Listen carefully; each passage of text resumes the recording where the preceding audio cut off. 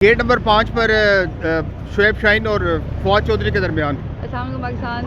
हम लोग खड़े थे। शुएब शाहीन जो है वो बात कर रहे थे, इंतज़ार कर रहे थे अंदर अदालत में जाने के लिए। तो अचानक जो है वो फवाद चौधरी साहब बल्कि जा रहे थे, वो वापस आए हैं। उन्होंने उनको मतलब मारा है और साथ ही बहुत ज़ोर से गिराया है। शुक्र अल्हम्दुलिल्लाह कि उनकी हड्डी नहीं टूटी, बहुत ही ज़ोर से गिरे।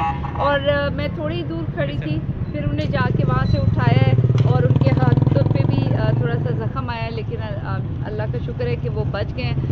बहुत ही खतरनाक क्या हुई थी कि एक दूसरे को बुरा भला भी कहा?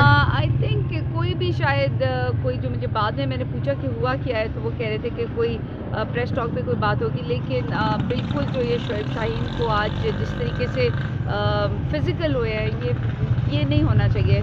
और शुक्र अल्हम्दुलिल्लाह कि शुएब साहब जो है उनकी कोई हड्डी नहीं थप्पड़ टूटी, मारने से वो ज़मीन पे गिरे हैं। वो उन्होंने उनको बहुत ज़ोर से फेंका है और वो काफ़ी दूर जाके जो है वो गिरे हैं, मतलब सही, और बच गए हैं। यानी मौजज़ा है कि वो बच गए हैं, उनकी कोई हड्डी नहीं टूटी, अदरवाइज़ वो बहुत ख़तरनाक। क्या समझते हैं कि ये मर्डर अटेम्प्ट हो सकती है?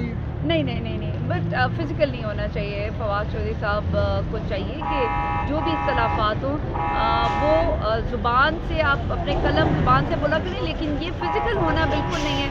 एक वो सीनियर वकील भी हैं, एक दूसरे के साथ आप सियासत में भी बातचीत करते हैं, लेकिन एक मारना, ऊपर से गिरा देना